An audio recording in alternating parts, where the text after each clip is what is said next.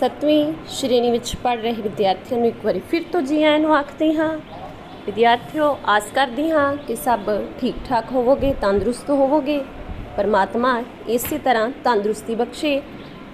ਆਪਾਂ ਕੱਲ੍ਹ ਸ਼ੁਰੂ ਕੀਤਾ ਸੀ ਨਵੀਂ ਉਡਾਨ ਪੰਜਾਬੀ ਪਾਠ ਪੁਸਤਕ ਦਾ ਪਾਠ ਨੰਬਰ 7 ਦਾਤੇ, ਜਿਹਨੂੰ ਅਸੀਂ ਪੜ੍ਹ ਰਹੇ ਸੀ, ਜਿਸ ਵਿੱਚ ਸਾਨੂੰ ਪਤਾ ਲੱਗਾ ਹੈ ਕਿ ਹੀਰਾਮਣੀ ਆਪਣੀ ਮਾਂ ਨੂੰ ਨਾਲ ਨਹੀਂ ਲਿਜਾਣਾ ਚਾਹੁੰਦਾ ਸ਼ਹਿਰ, ਤੇ ਸੱਜਣ ਸਿੰਘ ਉਹਨੂੰ ਕਿਸੇ ਨਾ ਕਿਸੇ ਤਰ੍ਹਾਂ ਇਹ ਚੀਜ਼ ਸਮਝਾਉਣੀ ਚਾਹੁੰਦਾ ਹੈ।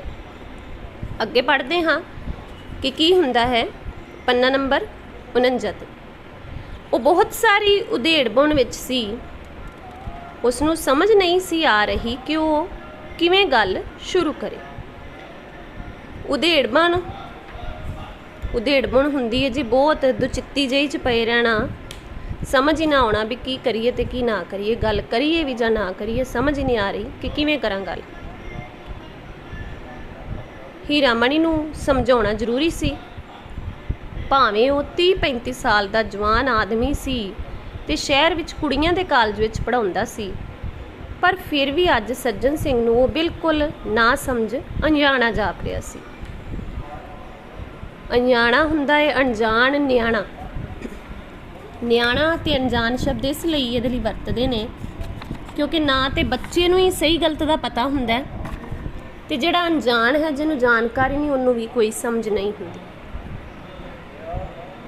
ਸੋ ਕਹਿੰਦੇ ਸੱਜਣ ਸਿੰਘ ਨੂੰ ਵੀ ਇਹ ਭਾਵੇਂ 30-35 ਸਾਲਾਂ ਦਾ ਸੀ, ਪੜ੍ਹਾਉਂਦਾ ਸੀ, ਕੁੜੀਆਂ ਦੇ ਕਾਲਜ ਦੇ ਵਿੱਚ ਪ੍ਰੋਫੈਸਰ ਸੀ, ਪਰ ਅੱਜ ਇਹਨੂੰ ਇਹ ਬਿਲਕੁਲ ਅਜਿਹਾ ਲੱਗ ਰਿਹਾ ਸੀ ਨਿਆਣੇ ਵਾਂਗ ਕਿ ਜਿਹੜਾ ਅਣਜਾਣ ਹੈ ਬਿਲਕੁਲ ਇਹਨਾਂ ਗੱਲਾਂ ਤੋਂ, ਕਿ ਉਹਦੀ ਮਾਂ ਨੂੰ ਉਹਦੀ ਕਿੰਨੀ ਕੁ ਲੋੜ ਹੈ। ਕਾਫੀ ਦੇਰ ਚੁੱਪ ਰਹਿਣ ਤੋਂ ਬਾਅਦ ਉਸਨੇ ਹੀਰਾਮਣੀ ਨੂੰ ਕੋਲ ਬਹਾਇਆ ਤੇ ਕਿਹਾ, ਪੁੱਤ ਕਰੀ ਆਪਣੀ ਸਲਾਹ ਨਾਲ, ਪਰ ਮੇਰੀ ਸਿਰਫ ਇੱਕ ਗੱਲ ਸੁਣ ਜਾ। ਕਾਫੀ ਚਿਰ ਸੋਚਣ ਤੋਂ ਬਾਅਦ, ਸੋਟੀ ਠਕੋਰਨ ਤੋਂ ਬਾਅਦ ਉਹਨੇ ਹੀਰਾਮਣੀ ਨੂੰ ਆਪਣੇ ਲਾਗੇ ਬਿਠਾ ਲਿਆ ਏ ਤੇ ਕਹਿੰਦਾ, ਪੁੱਤਰ ਤੂੰ ਜਿਵੇਂ ਕਰਨਾ ਏ ਉਵੇਂ ਕਰੀ, ਆਪਣੀ ਮਰਜ਼ੀ ਕਰੀ, ਪਰ ਮੇਰੀ ਇੱਕ ਗੱਲ ਸੁਣ ਜਾ, ਮੈਂ ਕੁਝ ਕਹਿਣਾ ਚਾਹੁੰਦਾ। ਕੀ ਕਹਿਣਾ ਚਾਹੁੰਦਾ ਏ ਸੱਜਣ ਸਿੰਘ ਹੀਰਾਮਣੀ ਨੂੰ? ਆਓ ਪੜ੍ਹਦੇ ਹਾਂ।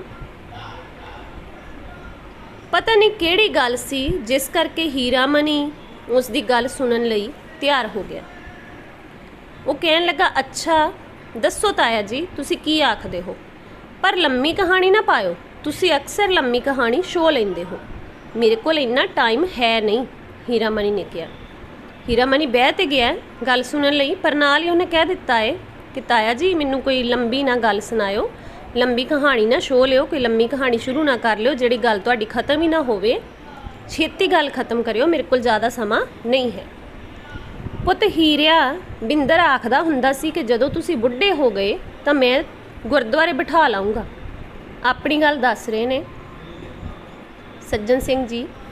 ਕਹਿੰਦੇ ਕਿ ਹੀਰਾਮਣੀ ਨੂੰ ਕਹਿ ਰਹੇ ਨੇ ਵੀ ਪੁੱਤ ਹੀਰਿਆ, ਪਿਆਰ ਨਾਲ ਕਹਿ ਰਹੇ ਨੇ ਕਿ ਬਿੰਦਰ ਜਦੋਂ ਛੋਟਾ ਸੀ ਨਾ, ਉਦੋਂ ਕਹਿੰਦਾ ਹੁੰਦਾ ਸੀ ਵੀ ਜਦੋਂ ਤੁਸੀਂ ਬੁੱਢੇ ਹੋ ਗਏ ਤੇ ਮੈਂ ਤੁਹਾਨੂੰ ਗੁਰਦੁਆਰੇ ਬਿਠਾਲ ਦੇਣਾ, ਮੈਂ ਘਰੇ ਨਹੀਂ ਰੱਖਣਾ, ਤੁਹਾਨੂੰ ਗੁਰਦੁਆਰੇ ਛੱਡ ਆਉਣਾ, ਉੱਥੋਂ ਹੀ ਤੁਸੀਂ ਲੰਗਰ ਛਕਿਓ, ਉੱਥੇ ਹੀ ਤੁਸੀਂ ਰਹੋ। ਬੱਚੇ ਕਈ ਵਾਰੀ ਬਚਪਨ ਦੇ ਵਿੱਚ ਇਹੋ ਜਿਹੀਆਂ ਗੱਲਾਂ ਕਰ ਲੈਂਦੇ ਨੇ, ਕਈ ਵਾਰੀ ਕਹਿ ਦਿੰਦੇ ਨੇ ਕਿ ਮੈਂ ਗੁੱਸੇ ਆ ਤੁਹਾਡੇ ਨਾਲ। ਛੋਟੇ ਬੱਚਿਆਂ ਨੂੰ ਆਮ ਤੌਰ 'ਤੇ ਤੁਸੀਂ ਦੇਖਿਆ ਹੋਵੇਗਾ ਗੁੱਸਾ ਬਹੁਤ ਆਉਂਦਾ, ਛੋਟੇ ਤੋਂ ਛੋਟੇ ਬੱਚੇ ਨੂੰ ਗੁੱਸਾ ਬਹੁਤ ਆਉਂਦਾ ਹੈ। ਕਈ ਵਾਰੀ ਉਹ ਕਹਿਣਗੇ ਇਹ ਘਰ ਮੇਰਾ ਹੈ, ਤੁਸੀਂ ਚਲੇ ਜਾਓ, ਇਹ ਕਮਰਾ ਮੇਰਾ ਹੈ, ਤੁਸੀਂ ਇੱਥੋਂ ਬਾਹਰ ਚਲੇ ਜਾਓ, ਤੁਸੀਂ ਨਹੀਂ ਇੱਥੇ ਬੈਠਣਾ। ਜਾਂ ਫਿਰ ਉਹ ਕਹਿ ਦੇਣਗੇ ਕਿ ਮੈਂ ਤੁਹਾਡੇ ਨਾਲ ਬੋਲਣਾ ਨਹੀਂ। ਇਹੋ ਜਿਹੀਆਂ ਗੱਲਾਂ ਬੱਚੇ ਕਰ ਲੈਂਦੇ ਨੇ, ਅਣਜਾਣ ਹੁੰਦੇ ਨੇ, ਪਤਾ ਨਹੀਂ ਹੁੰਦਾ ਕਿਸੇ ਗੱਲ ਦਾ। ਸੋ ਇੱਥੇ ਸੱਜਣ ਸਿੰਘ ਆਪਣੀ ਗੱਲ ਦੱਸ ਰਿਹਾ ਕਿ ਮੇਰਾ ਬਿੰਦਰ, ਮੇਰਾ ਬੇਟਾ ਮੈਨੂੰ ਇੱਦਾਂ ਕਹਿੰਦਾ ਸੀ। ਬੜਾ ਨਲਾਇਕ ਹੈ ਉਹ, ਉਸ ਦੀ ਇੰਨੀ ਹਿੰਮਤ। ਕਹਿੰਦਾ ਬੜਾ ਨਲਾਇਕ ਹੈ ਉਹ, ਉਹਦੀ ਇੰਨੀ ਹਿੰਮਤ। ਇਹ ਕਿਹਾ ਹੈ ਜੀ ਹੀਰਾਮਣੀ ਨੇ ਕਿ ਉਹ ਚੰਗੀ ਨਹੀਂ ਸੋਚ ਰੱਖਦਾ ਫਿਰ ਵੀ ਉਹਦੀ ਇੰਨੀ ਹਿੰਮਤ, ਉਹਨੇ ਤੁਹਾਨੂੰ ਇੰਨੀ ਗੱਲ ਕਹਿ ਦਿੱਤੀ। ਹੁਣ ਤਾਇਆ ਕੀ ਕਹਿੰਦਾ, ਨਹੀਂ ਪੁੱਤ ਇਹ ਪੁਰਾਣੀ ਗੱਲ ਹੈ, ਉਸ ਵੇਲੇ ਮੈਂ ਵੀ ਕੋਈ ਘੱਟ ਨਹੀਂ ਸੀ, ਮੈਂ ਆਖਦਾ ਸੀ ਜ਼ਮੀਨ ਦਾ ਮਾਲਕ ਮੈਂ, ਮੇਰੇ ਹੁੰਦਿਆਂ ਕਿਸੇ ਦੀ ਕੋਈ ਪਰਵਾਹ ਨਹੀਂ। ਜ਼ਮੀਨ ਦੀ ਤਾਕਤ ਬਹੁਤ ਵੱਡੀ ਤਾਕਤ ਹੁੰਦੀ ਹੈ, ਪਰ ਉਸ ਦੇ ਨਾਲ ਹੱਡਾਂ ਗੋਡਿਆਂ ਵਿੱਚ ਵੀ ਜ਼ੋਰ ਹੋਣਾ ਚਾਹੀਦਾ ਹੈ। ਮਿਹਨਤ ਕਰੋ ਤਾਂ ਜ਼ਮੀਨ ਮੁੱਲ ਮੋੜ ਦਿੰਦੀ ਹੈ, ਪਰ ਹੁਣੇ ਸਾਰੇ ਕੰਮ ਦਾ ਕਾਰ ਮੁਖਤਿਆਰ ਬਿੰਦਰ ਹੀ ਹੈ ਤੇ ਉਹ ਬਹੁਤ ਬੀਬਾ ਪੁੱਤ ਹੈ, ਭੋਰਾ ਤਕਲੀਫ ਨਹੀਂ ਹੋਣ ਦਿੰਦਾ। ਸੋ ਤੂੰ ਮੇਰੀ ਫਿਕਰ ਨਾ ਕਰ, ਪਰ ਮੈਂ ਸੋਚਦਾ ਹਾਂ ਕਿ ਉਸ ਦਰਖਤ ਦਾ ਕੀ ਬਣੂਗਾ। ਕਾਰ ਮੁਖਤਿਆਰ ਸ਼ਬਦ ਆਇਆ ਜੀ। ਕਾਰ ਮੁਖਤਿਆਰ ਹੁੰਦਾ ਕਿ ਸਾਰੇ ਕੰਮਾਂ ਦੀ ਜਦੋਂ ਜ਼ਿੰਮੇਵਾਰੀ ਮਿਲ ਜਾਏ, ਕੰਮਾਂ ਨੂੰ ਸੰਭਾਲਣ ਵਾਲਾ ਜ਼ਿੰਮੇਵਾਰ ਵਿਅਕਤੀ ਜਿਹੜਾ ਸਾਰੇ ਕੰਮਾਂ ਦੀ ਜ਼ਿੰਮੇਵਾਰੀ ਲੈ ਲਵੇ, ਉਹਨੂੰ ਕਹਿ ਦਿੰਦੇ ਨੇ ਕਾਰ ਮੁਖਤਿਆਰ। ਵੀ ਜਿੱਥੇ ਵੀ ਹੁਣ ਜੋ ਵੀ ਕੰਮ ਕਰਨਾ ਇੰਨੇ ਹੀ ਕਰਨਾ, ਜੋ ਕਿਤੇ ਲੈਣਾ ਹੈ ਦੇਣਾ ਹੈ ਕੁਝ ਵੀ ਕਾਰਜ ਹੈ ਇਸੇ ਨਹੀਂ ਕਰਨਾ, ਕਾਰ ਮੁਖਤਿਆਰ। ਸੱਜਣ ਸਿੰਘ ਕਹਿੰਦਾ ਵੀ ਨਹੀਂ ਇਹ ਤੇ ਬੜੀ ਪੁਰਾਣੀ ਗੱਲ ਹੈ, ਉਦੋਂ ਕਹਿੰਦਾ ਮੈਂ ਵੀ ਜਵਾਨ ਸੀ, ਮੈਂ ਕਿਹੜਾ ਘੱਟ ਸੀ ਕਿਸੇ ਨਾਲੋਂ, ਜ਼ਮੀਨ ਦਾ ਮਾਲਕ ਮੈਂ ਸੀ ਤੇ ਮੈਨੂੰ ਕਿਸੇ ਦੀ ਪਰਵਾਹ ਨਹੀਂ ਸੀ ਵੀ ਕੋਈ ਮੈਨੂੰ ਕੀ ਕਹਿੰਦਾ। ਕਹਿੰਦਾ ਜ਼ਮੀਨ ਦੀ ਤਾਕਤ ਬਹੁਤ ਵੱਡੀ ਤਾਕਤ ਹੁੰਦੀ ਹੈ, ਨਾਲੇ ਉਦੋਂ ਹੱਡਾਂ ਗੋਡਿਆਂ 'ਚ ਵੀ ਮੇਰੇ ਸਰੀਰ 'ਚ ਵੀ ਜ਼ੋਰ ਸੀ, ਜਾਣਦਾਰ ਸੀ ਮੈਂ, ਪੂਰਾ ਮਿਹਨਤ ਕਰਦਾ ਸੀ ਤੇ ਜ਼ਮੀਨ ਮੈਨੂੰ ਪੂਰਾ ਮੁੱਲ ਦਿੰਦੀ ਸੀ। ਪਰ ਹੁਣ ਕਹਿੰਦਾ ਮੈਂ ਬਜ਼ੁਰਗ ਅਵਸਥਾ ਵਿੱਚ ਹਾਂ ਤੇ ਹੁਣ ਇਹ ਕੰਮ ਬਿੰਦਰ ਨੇ ਸੰਭਾਲਿਆ, ਮੇਰੇ ਪੁੱਤ ਨੇ, ਸਾਰੇ ਕੰਮ ਦੀ ਜ਼ਿੰਮੇਵਾਰੀ ਉਹਦੇ ਮੋਢਿਆਂ ਤੇ ਹੈ। ਪਰ ਮੈਨੂੰ ਤਕਲੀਫ ਨਹੀਂ ਕਿਸੇ ਗੱਲ ਦੀ ਆਉਣ ਦਿੰਦਾ, ਦੁੱਖ ਨਹੀਂ ਮੇਰੇ ਸਰੀਰ ਨੂੰ ਪਹੁੰਚਣ ਦਿੰਦਾ, ਨਾ ਮੇਰੇ ਸਰੀਰ ਨੂੰ ਨਾ ਮੇਰੇ ਮਨ ਨੂੰ। ਬਹੁਤ ਖਿਆਲ ਰੱਖਦਾ ਹੈ ਮੇਰਾ, ਬਹੁਤ ਸੇਵਾ ਕਰਦਾ ਹੈ। ਪਰ ਕਹਿੰਦੇ ਮੈਂ ਸੋਚਦਾ ਕਿ ਉਸ ਦਰਖਤ ਦਾ ਕੀ ਬਣੇਗਾ। ਕਿਹੜਾ ਦਰਖਤ? ਹੀਰਾਮਣੀ ਨੇ ਪੁੱਛਿਆ। ਪੁੱਤ ਗੱਲ ਤੇਰੇ ਸੁਣਨ ਵਾਲੀ ਹੈ। ਇੱਕ ਵਾਰ ਇੱਕ ਮੁੰਡਾ ਤੇਰੇ ਵਰਗਾ ਖੇਡਦਾ ਖੇਡਦਾ ਇੱਕ ਬੂਟੇ ਕੋਲ ਚਲਾ ਗਿਆ। ਬੂਟੇ ਨੂੰ ਲੱਗੇ ਹੋਏ ਸੀ ਫੁੱਲ ਤੇ ਉਹਨਾਂ ਉੱਪਰ ਸੀ ਇੱਕ ਤਿਤਲੀ, ਤੇ ਉਹ ਤਿਤਲੀ ਨੂੰ ਫੜਦਾ ਫੜਦਾ ਉਸ ਬੂਟੇ ਨੂੰ ਆਪਣੇ ਵੱਲ ਖਿੱਚਣ ਲੱਗਿਆ। ਗੱਲ ਸ਼ੁਰੂ ਕੀਤੀ ਏ ਸੱਜਣ ਸਿੰਘ ਨੇ ਕਿਸ ਤਰੀਕੇ ਨਾਲ?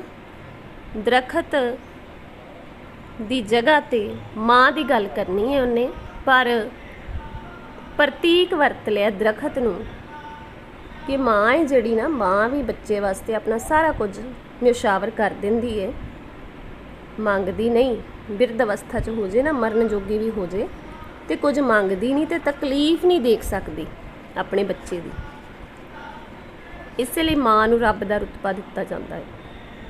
ਸੋ ਇੱਥੇ ਹੁਣ ਸਿੱਧੀ ਮਾਂ ਦੀ ਗੱਲ ਨਹੀਂ ਕਰ ਸਕਦਾ, ਉਹਨੇ ਬੂਟੇ ਨੂੰ ਸਿੰਬਲ ਬਣਾ ਲਿਆ, ਬੂਟੇ ਦਾ ਪ੍ਰਤੀਕ ਬਣਾ ਕੇ ਉਹਨੇ ਗੱਲ ਸ਼ੁਰੂ ਕੀਤੀ ਹੈ। ਸਮਝਾਉਣਾ ਚਾਹੁੰਦਾ ਉਦਾਹਰਨ ਦੇ ਨਾਲ, ਤਾਂ ਕਿ ਬਿੰਦਰ ਦਾ ਇਹ ਜਿਹੜਾ ਦੋਸਤ ਹੈ ਹੀਰਾਮਣੀ ਬਿੰਦਰ ਵਰਗਾ ਬਣੇ, ਸਮਝਦਾਰ ਬਣ ਜਾਏ, ਇਹਨੂੰ ਪਤਾ ਲੱਗ ਜਾਏ ਕਿ ਮਾਂ ਦੀ ਸੇਵਾ ਸੰਭਾਲ ਕਰਨੀ ਇਹਦੀ ਕਿੰਨੀ ਕੁ ਜ਼ਿਆਦਾ ਵੱਡੀ ਜ਼ਿੰਮੇਵਾਰੀ ਹੈ, ਜਿਸ ਜ਼ਿੰਮੇਵਾਰੀ ਤੋਂ ਇਹ ਫਾਰਕ ਹੋਣਾ ਚਾਹੁੰਦਾ ਹੈ। ਸੋ ਕਹਿੰਦੇ ਨੇ ਕਿ ਉਹਨੇ ਗੱਲ ਸ਼ੁਰੂ ਕੀਤੀ ਵੀ ਇੱਕ ਤੇਰੇ ਵਰਗਾ ਮੁੰਡਾ ਸੀ, ਖੇਡਦਾ ਖੇਡਦਾ ਬੂਟੇ ਕੋਲ ਇੱਕ ਚਲਾ ਗਿਆ ਏ ਤੇ ਬੂਟੇ ਨੂੰ ਫੁੱਲ ਲੱਗੇ ਸੀ, ਫੁੱਲਾਂ ਦੇ ਉੱਪਰ ਸੀਗੀਆਂ ਤਿਤਲੀਆਂ। ਤਿਤਲੀ ਨੂੰ ਫੜਦਾ ਫੜਦਾ ਉਹ ਬੂਟੇ ਨੂੰ ਆਪਣੇ ਵੱਲ ਖਿੱਚਣ ਲੱਗ ਪਿਆ ਵੀ ਸ਼ਾਇਦ ਮੈਂ ਬੂਟੇ ਨੂੰ ਖਿੱਚਾਂਗਾ ਤੇ ਤਿਤਲੀ ਨੂੰ ਫੜ ਲਾਂਗਾ। ਬੂਟੇ ਨੂੰ ਚਿੱਟੇ ਚਿੱਟੇ ਫੁੱਲ ਲੱਗੇ ਹੋਏ ਸਨ ਤੇ ਉਹ ਜ਼ਮੀਨ ਉੱਪਰ ਡਿੱਗ ਪਏ। ਫੁੱਲਾਂ ਨੂੰ ਦੇਖ ਕੇ ਤਿਤਲੀ ਨੂੰ ਭੁੱਲ ਗਿਆ ਤੇ ਫੁੱਲਾਂ ਨਾਲ ਖੇਡਣ ਲੱਗ ਪਿਆ। ਹੁਣ ਜਦੋਂ ਖਿੱਚਿਆ ਉਹ ਚਿੱਟੇ ਫੁੱਲ ਧਰਤੀ ਤੇ ਡਿੱਗ ਗਏ, ਹਿੱਲ ਗਿਆ ਨਾ ਬੂਟਾ, ਫੁੱਲ ਹੇਠਾਂ ਡਿੱਗ ਗਏ। ਤੇ ਕਹਿੰਦਾ ਫੁੱਲਾਂ ਨੂੰ ਵੇਖ ਕੇ ਉਹ ਫੁੱਲਾਂ ਨਾਲ ਖੇਡਣ ਲੱਗ ਗਿਆ, ਤਿਤਲੀ ਨੂੰ ਭੁੱਲ ਗਿਆ ਵੀ ਤਿਤਲੀ ਵੀ ਕੋਈ ਚੀਜ਼ ਸੀ, ਮੈਂ ਤਿਤਲੀ ਫੜਨ ਆਇਆ ਸੀ। ਉਸ ਨੂੰ ਖੇਡਦੇ ਨੂੰ ਦੇਖ ਕੇ ਉਹ ਬੂਟਾ ਬਹੁਤ ਪ੍ਰਸੰਨ ਹੋਇਆ, ਬਹੁਤ ਖੁਸ਼ ਹੋਇਆ ਬੂਟਾ ਬੱਚੇ ਨੂੰ ਦੇਖ ਕੇ। ਇੱਦਾਂ ਰੋਜ਼ ਹੁੰਦਾ ਤੇ ਹੌਲੀ ਹੌਲੀ ਉਸ ਮੁੰਡੇ ਦੀ ਉਸ ਬੂਟੇ ਨਾਲ ਦੋਸਤੀ ਹੋ ਗਈ। ਹੁਣ ਰੋਜ਼ ਉਹ ਮੁੰਡਾ ਉਸ ਬੂਟੇ ਕੋਲ ਆਉਂਦਾ, ਖੇਡਦਾ ਤੇ ਦੋਨਾਂ ਦੀ ਮਿੱਤਰਤਾ ਹੋ ਗਈ, ਦੋਸਤੀ ਹੋ ਗਈ। ਸਮੇਂ ਨਾਲ ਮੁੰਡਾ ਵੱਡਾ ਹੋ ਗਿਆ ਤੇ ਉਹ ਬੂਟਾ ਵੀ ਇੱਕ ਪੂਰਾ ਦਰਖਤ ਬਣ ਗਿਆ। ਉਸ ਮੁੰਡੇ ਨੇ ਦਰਖਤ ਦੀ ਇੱਕ ਟਾਹਣੀ ਉੱਪਰ ਪੀਂਘ ਪਾ ਲਈ। ਸਮਾਂ ਜਦੋਂ ਬੀਤਦਾ ਹੈ, ਸਮੇਂ ਦੇ ਨਾਲ, ਹਾਲਾਤਾਂ ਦੇ ਨਾਲ, ਪਰਿਸਥਿਤੀਆਂ ਦੇ ਨਾਲ ਸਰੀਰ ਦਾ ਵੀ ਵਿਕਾਸ ਹੁੰਦਾ ਹੈ। ਰੁੱਖ ਅਸੀਂ ਕੋਈ ਲਗਾਇਆ ਹੈ, ਬੂਟਾ ਹੈ ਤੇ ਉਹ ਵੀ ਵੱਡਾ ਹੋਏਗਾ, ਦਰਖਤ ਬਣੇਗਾ।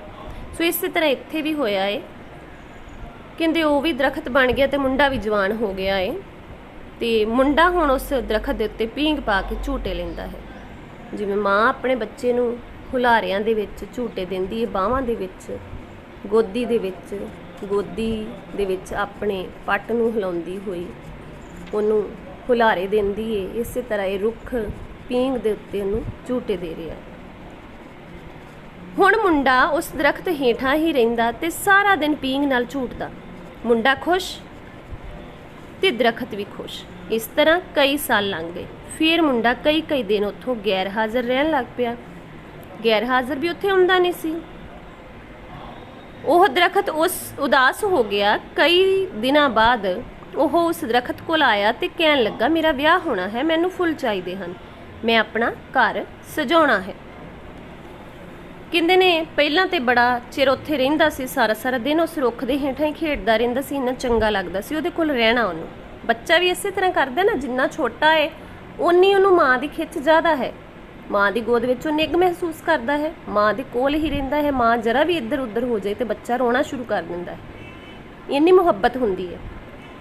ਪਰ ਜਿਉਂ-ਜਿਉਂ ਵੱਡਾ ਹੁੰਦਾ ਹੈ ਤੇ ਫਿਰ ਉਹ ਇੱਧਰ ਉੱਧਰ ਜਾਣਾ ਸ਼ੁਰੂ ਕਰ ਦਿੰਦਾ ਹੈ, ਮਾਂ ਦੇ ਕੋਲੋਂ ਦੂਰ ਰਹਿਣਾ ਸ਼ੁਰੂ ਕਰ ਦਿੰਦਾ ਹੈ। ਹੋਰ ਵੱਡਾ ਹੋ ਜਾਏ ਤੇ ਹੋਰ ਵਿੱਥ ਪੈ ਜਾਂਦੀ ਹੈ। ਇਸੇ ਤਰ੍ਹਾਂ ਦਾ ਹੀ ਇੱਥੇ ਹਿਸਾਬ ਕਿਤਾਬ ਕਿ ਮੁੰਡਾ ਹੁਣ ਕਈ ਦਿਨ ਨਹੀਂ ਆਉਂਦਾ ਉਸ ਦਰਖਤ ਦੇ ਕੋਲ, ਤੇ ਦਰਖਤ ਉਦਾਸ ਹੈ ਵੀ ਮੈਨੂੰ ਮਿਲਣ ਨਹੀਂ ਆਉਂਦਾ। ਮਾਂ ਵੀ ਉਦਾਸ ਹੋ ਜਾਏਗੀ ਨਾ, ਜੇ ਬੱਚਾ ਨਹੀਂ ਆਏਗਾ ਮਿਲਣ ਉਹਨੂੰ ਕਈ ਦਿਨ, ਤੇ ਮਾਂ ਵੀ ਉਦਾਸ ਹੋਏਗੀ।